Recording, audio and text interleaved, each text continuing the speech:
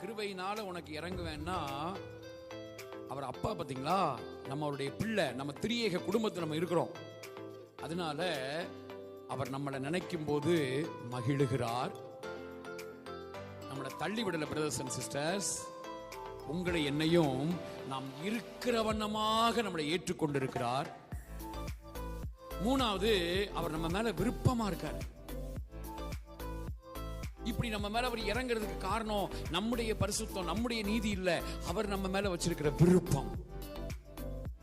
அடுத்தது ஃபேவர், நமக்கு ஆதரவா இருக்கார்.